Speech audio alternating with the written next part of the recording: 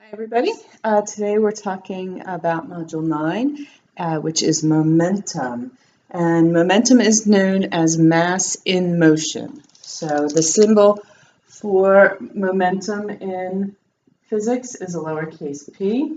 And as I said, it's mass in motion. So it's mass times velocity in this case. So we remember that our units are kilograms, and our units for velocity are meters per second. So the units for momentum are kilogram meters per second. And there is no shortcut for that, so you just have to write it all out.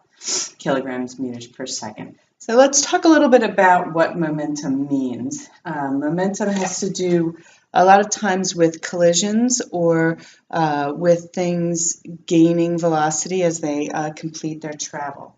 So we can look at many different scenarios.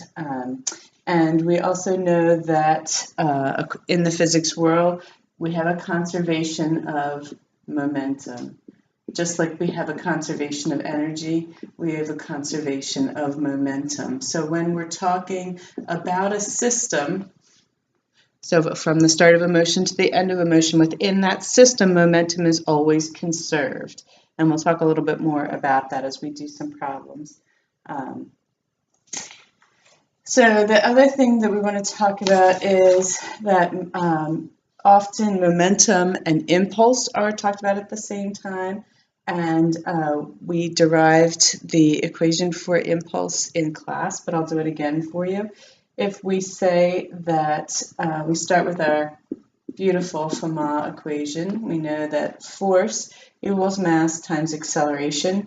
And we know from way back when in chapter 1 that acceleration is the change in velocity over the change in time. So if we substitute this formula in for this A here, we can see that force equals mass times the change in velocity over the change in time. And we also know that we don't like to have fractions in our work, so we're going to multiply both sides by time. That will eliminate them here, and then we can put it over on that side. So we're also doing that. So we can see that force over a certain amount of time will equal the mass times its change in velocity. And if we look back up here at our momentum formula, we see the only difference here is this is kind of an instantaneous momentum. It's talking about a mass at one point in time. But this one is talking about a mass over its change in its velocity. And we remember that change in velocity equals the final velocity minus the initial velocity. So we can see that this would also be equal to the change in momentum. So we could use that formula to find a change in momentum if we're given time.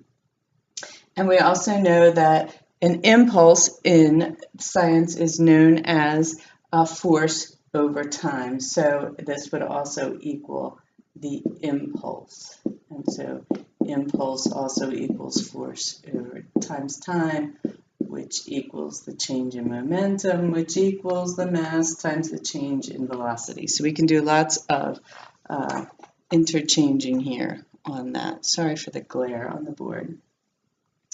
Okay, so that's just a whole lot of information for figuring out. And in class we talked about rearranging this formula to solve for the different things, so I hope that you're comfortable doing that. So let's look at some instances where we can use momentum and impulse and force and kind of talk about how these things all work together. So if we have a tennis ball being thrown at a wall, and let's say that it has a velocity of 10 meters per second, and it hits the wall and bounces off, called rebounding, and it rebounds at 5 meters per second. This would be its initial velocity. This would be its final velocity. And we're going to compare that to a second ball, same mass, that is thrown at 30 meters per second and rebounds at 28 meters per second.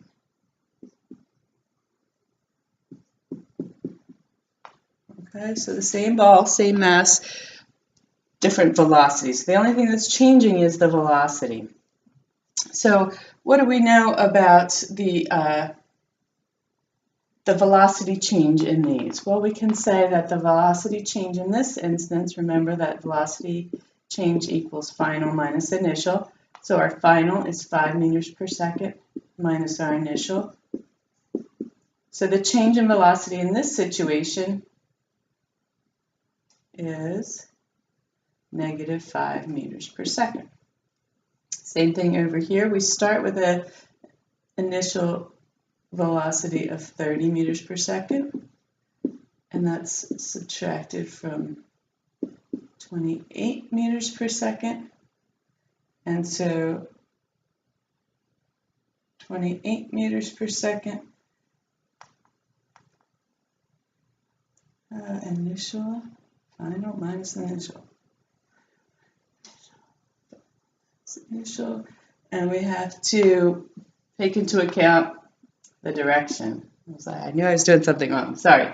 So since these are going opposite directions, we have to have opposite directions on our velocities. So if we call this one negative, we could say that one's positive, and then we subtract them. Same thing. You could do it either way, but you'll end up with negative 58 meters per second is the change in velocity in this section. So we can see that for the change in velocity is much higher in this case over here. How about acceleration? Which one has the most acceleration? Well, we remember our formula is acceleration equals change in velocity over time. And we can see that the change in velocity was much greater over here, so the acceleration for this ball is going to be much greater because its velocity changed that much more. How about momentum change? Well, our momentum formula is mass times velocity, or the change of momentum is the change in velocity. And again, the greater change in velocity will have a much greater change in momentum. And so in that case, how about the impulse? Well, we know that the impulse was equal to its change in momentum, so it's still going to be this case here with the greater velocity. So I hope that gives you a feel for how impulse and momentum and velocity acceleration all kind of work together there.